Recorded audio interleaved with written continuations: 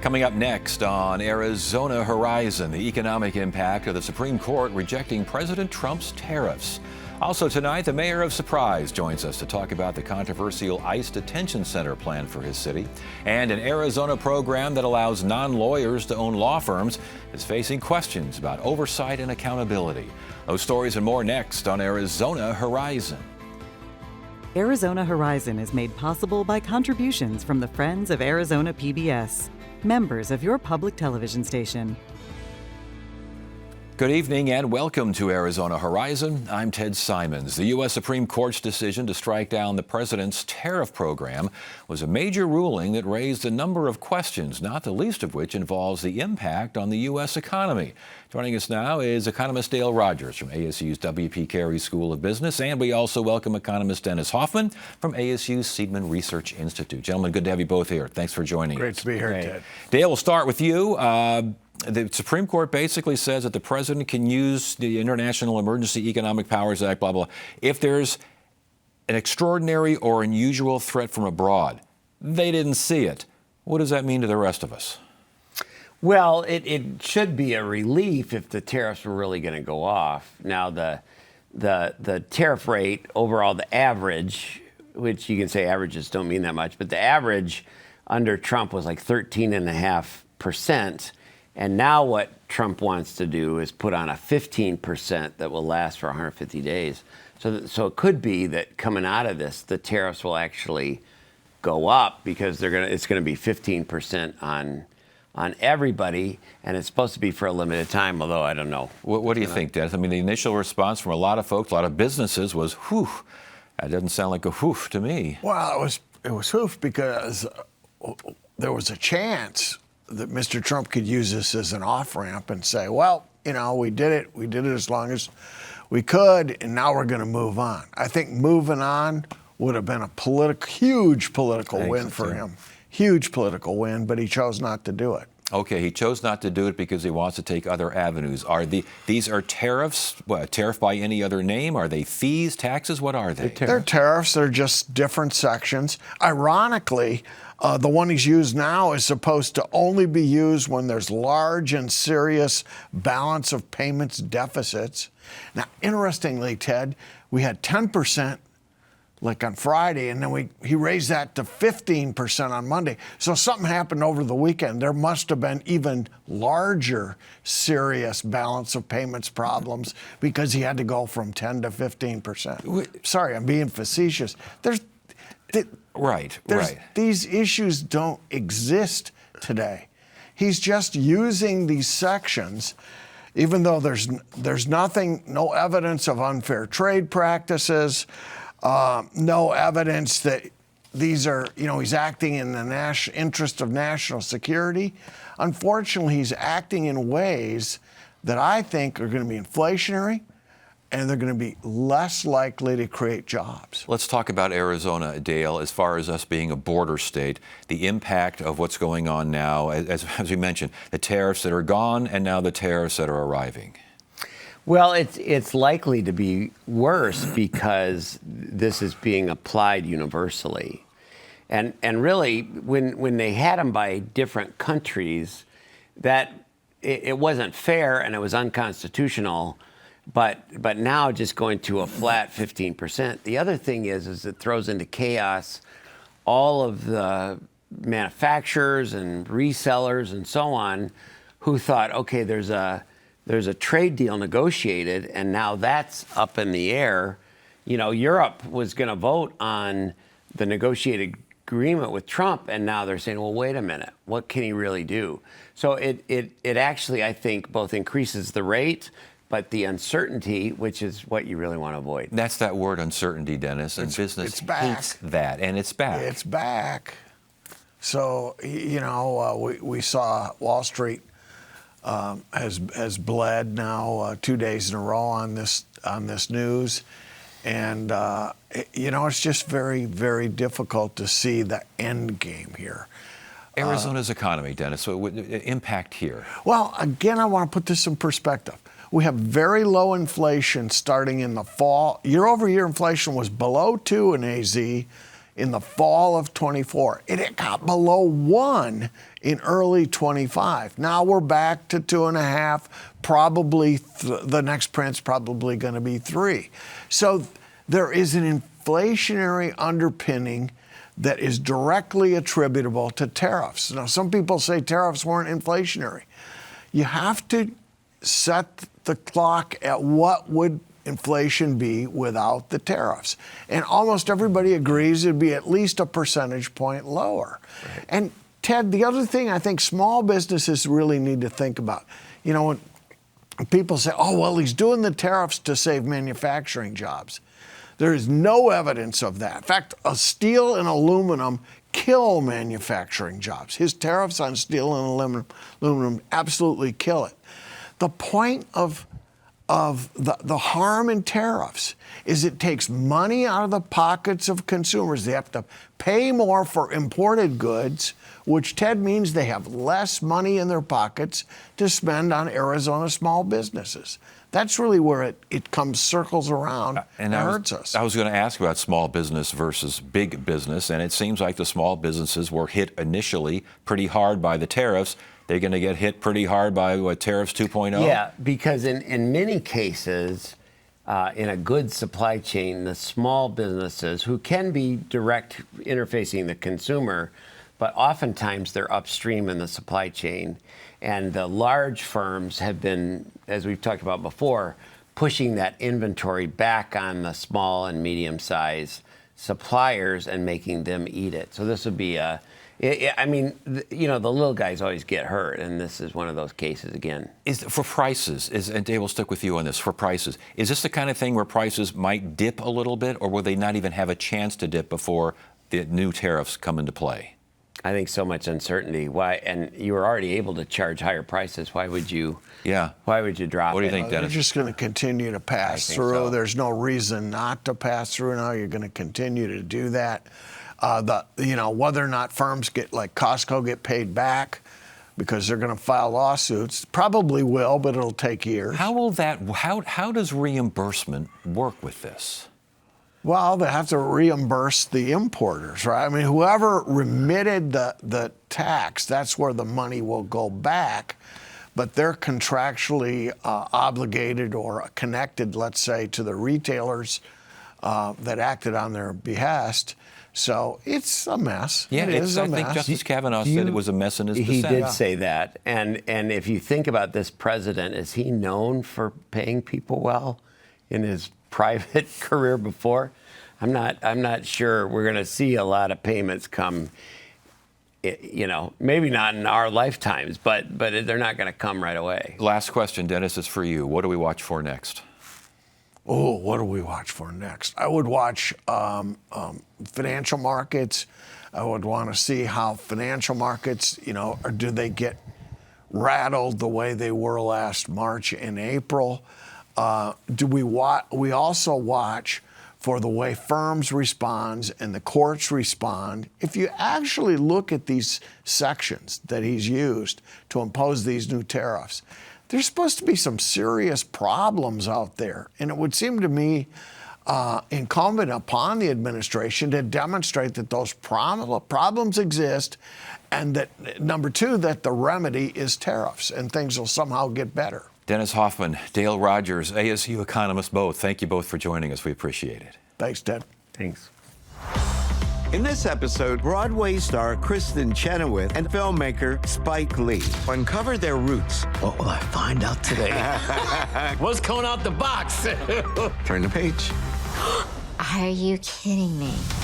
I'm so happy right now, you don't even know. This is our ancestors. It's empowering. My family, my heritage. This is one of the greatest days of my life. Tuesday night at 9 on Arizona PBS. Next time, parents navigate the complex world of jungles, doing all they can for the next generation. But some jungles are now being transformed in ways that make raising young almost impossible. Wednesday night at 7 on Arizona PBS. On Secrets of the Dead. Hannibal's trek through the Alps is legendary. Bringing 37 elephants, it seems completely impossible. How did he do it? Scientists uncover the mystery of Hannibal in the Alps on Secrets of the Dead. Wednesday night at 9 on Arizona PBS.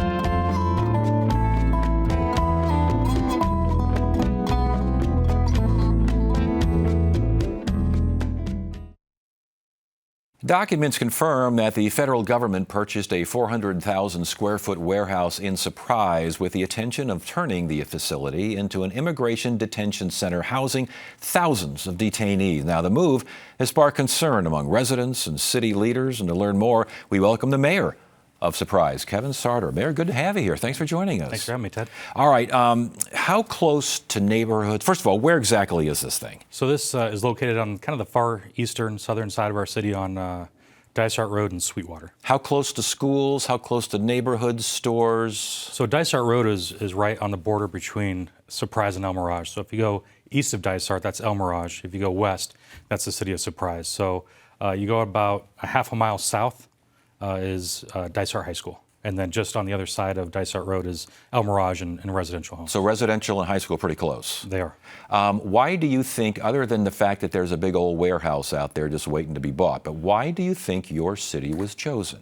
You know, Ted, we're trying to figure that out right now. I mean, that's one of the reasons why I sent a letter to the DHS secretary just to get some answers.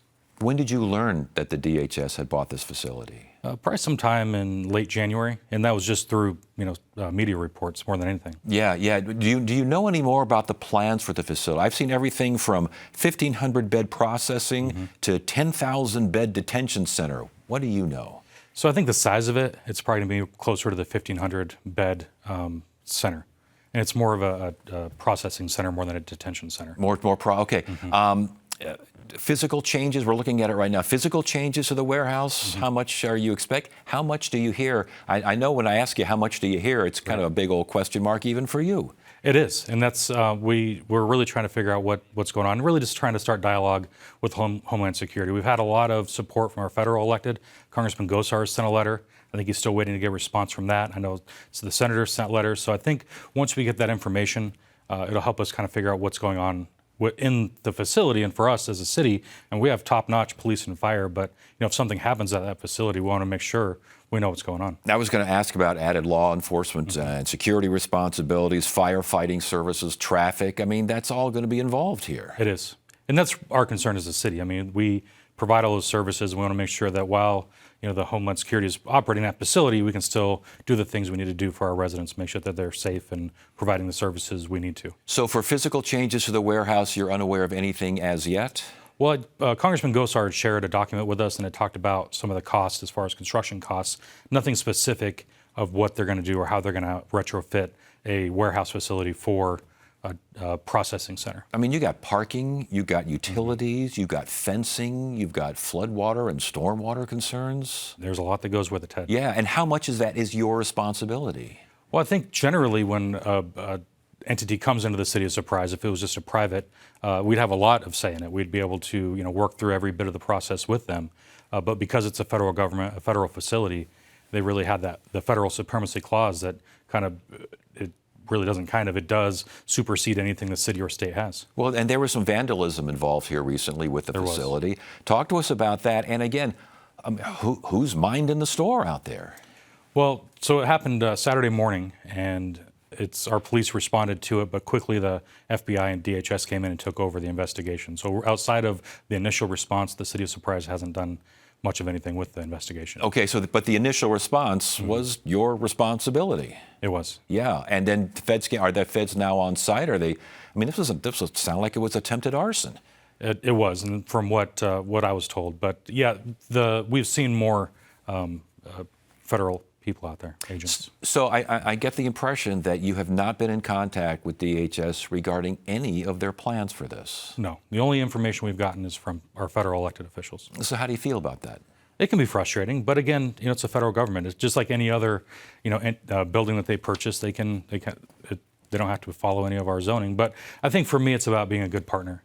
They're going to operate there. How does the city of Surprise better plan and prepare for what they're going to be doing in our city to make sure that we're, maintaining our safety for our residents? I know the response from a lot of residents out there is a lot stronger. They're not happy with this. They're not happy with your response. They think you should be stronger about this. How do you respond? Well, it's a tough line to walk because there are some residents that don't want it at all. I've talked to residents that do want it. So I think for the city of Surprise, for me as a mayor, it's just about trying to initiate conversation with Homeland Security, trying to get as much information as we can to when they're going to start operating it. That way we can start planning to be able to, have our part in this, and not in enforcement, but just to continue to operate our city. The rest of the council, are they in line with your thinking, or are they a little bit different? We're on the same page. Okay, so you're not fighting this per se? Well, I don't think it's really our place to fight it. I mean, I've seen other cities have done it across the country. I think when those cities, it's the private sale that they've stopped a lot of the DHS facilities from being purchased. Some of the cities, they've enacted ordinances. I know states have done things, but as far as I know and what I've been told, those haven't really gone very far. Okay, so the purchase is a done deal, is it not? Well, the purchase in Surprise, absolutely it is. Yes. The Attorney General is thinking of using maybe a public nuisance. So we're going to have the Attorney General on tomorrow. We're going to ask her about that. But the idea of a public nuisance law in that this is not good for the community in a variety of ways, health, safety, welfare, these sorts of things. How do you think about that? I haven't talked to her about it, Ted. No, but how do you think about it? Is it a public nuisance? Yes. I think it's hard to say. Because, again, we're just trying to get information from DHS about what they're going to be. We don't know. I don't want to speculate as far as what kind of nuisance it will or won't be, how many people are going to be coming in and out, how much traffic. I just don't know yet. So it's too early to say if it'll be a nuisance. So for residents who hear that response and they say, I want something stronger, I need something stronger out here, what do you say? I would just tell the residents that we hear them. We've had 2 council meetings where they've come out and we've listened. I think one was about 4 hours long. And so we're going to continue to listen, continue to try to work with, engage with Homeland Security and anybody that wants to help give us information, whether it's federal elected, Congressman Gosar, or anyone else. Mayor of Surprise, Kevin Sauter. Mayor, good to have you here. Thank you so much for joining us.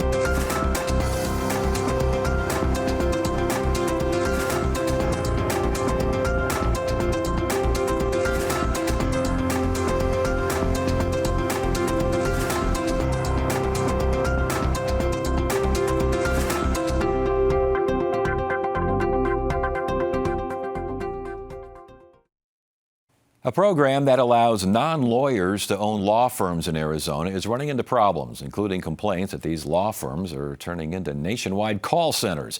That's according to an investigative report by the Arizona Republic. That report filed by our next guest, Republic reporter Laura Gersoni. Laura, good to see you again. Thanks for joining us. Thanks for having me on. You bet. All right, this is called the Alternative Business Structures Program. How long has this thing been around? Good question, Ted. This program has been around for 5 years. And if you don't mind, I want to start by giving you the big picture. Please. In almost every single U.S. state, only a lawyer is allowed to own a law firm. And there's a reason for that rule. It's a longstanding ethics rule in the legal business. And the idea is that you want the person at the very top of a law firm to know what they're doing, to know the law. But also, you want them to have a law license that can be revoked if something within the firm goes sideways. That's thought to push firms towards upstanding behavior. Arizona changed that. In 2021, we created this so-called Alternative Business Structures Program, which allows non-lawyers, so that's Wall Street investors, marketing professionals, et cetera, to own a law firm. Why would this be considered a good idea? Yeah, so the idea behind the program was essentially if we cut red tape in the legal business, it'll let money flood Arizona's legal profession. That means more lawyers, more competition, and lower costs for consumers. And I should say, by the way, Ted, not everybody agrees with that theory, but that was the idea. But it sounds like the Supreme Court, it was a policy experiment through the Supreme Court, and they're still kind of thinking it's okay for the most part? Yeah, that's right. What I found looking into this program were stunning oversights in the implementation of this program. To me, the top lines are, first of all, the program has become a nationwide epicenter for consumer complaints. I found more than a dozen licensees within this program that have been accused in court of hurting ordinary consumers just like you and me or breaking consumer protection rules. And the second thing, Ted, is that this program is spilling across state lines, meaning that consumers, no matter where they live in the United States, are exposed to these business models, even though they're only legal properly in Arizona. I think you reported that half of these things do business outside of Arizona. That's exactly right. And that's a trend that regulators have said, throughout the process as I've done my interviews, that they don't want. But it's only now after my report came out that they're starting to change that. Maybe we can discuss that a little later. Yeah, let's discuss it right now. Sure. You're reporting, and before we get to that aspect, though, sure. The idea of these things, some of these things becoming nationwide call centers, right. That can't be what the original intent was. No, so the most asked question that I got while writing this story is this why Arizona has so many billboard lawyers? And so my answer to that is, first of all, not every billboard lawyer is participating in this program, but we are turbocharging that business model, making Arizona, as I like to put it, the Delaware of billboard lawyers. Yeah. Yeah. But it sounds to me also like you talk about cutting red tape, and I get all that, but this sounds like a middleman. Yeah, and that's exactly what I found. Regulators say they don't want that model because, as you can imagine, it gives these firms a perverse incentive to basically shop cases around and sell them to the lowest bidder.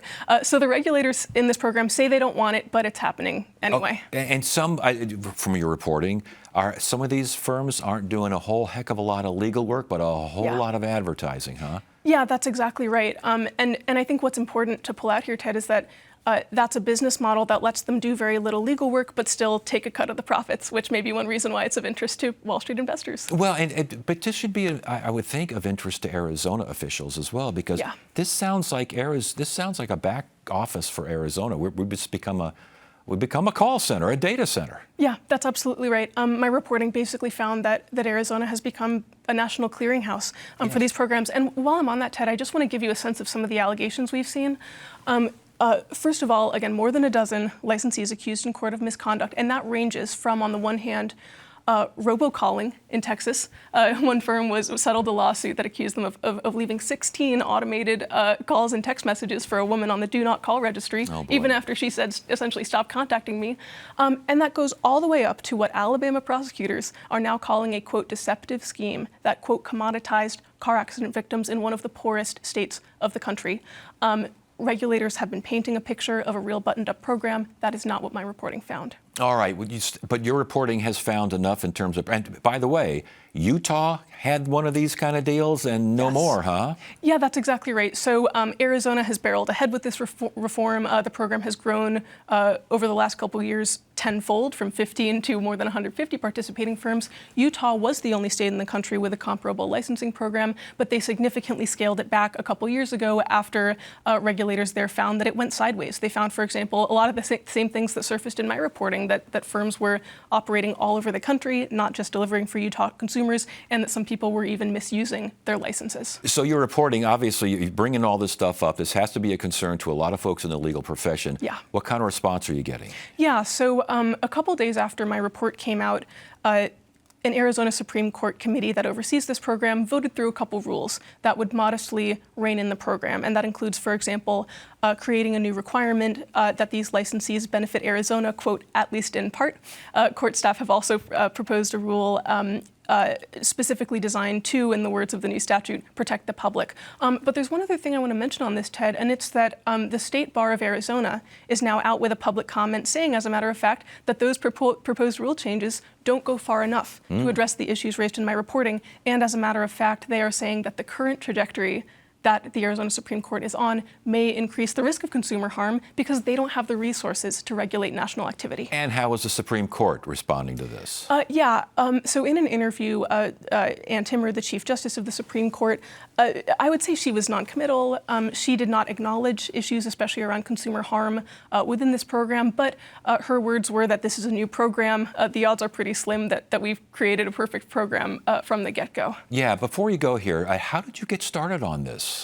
I found this story because some members of the financial press, Wall Street Journal, Reuters, Bloomberg had written stories about it, but really they were only exploring this program as a windfall, as a money-making opportunity for investors. And it just seemed to me that nobody had explored the impact on ordinary people like you and me. Is there more to explore? Oh, there sure is. I'm going to be out with some follow-up reporting. One, for example, looking into the ways that Wall Street investors are actually looking for ways around this Arizona program to let investment money in without having to abide by even these scant regulations. Of course they are. Laura Gersoni, again, Arizona Republican, azcentral.com. Great reporting. It's good to have you here. Thank you so much for sharing the story. Thanks as always, Ted. You bet. And that is it for now. I'm Ted Simons. Thank you so much for joining us. You have a great evening.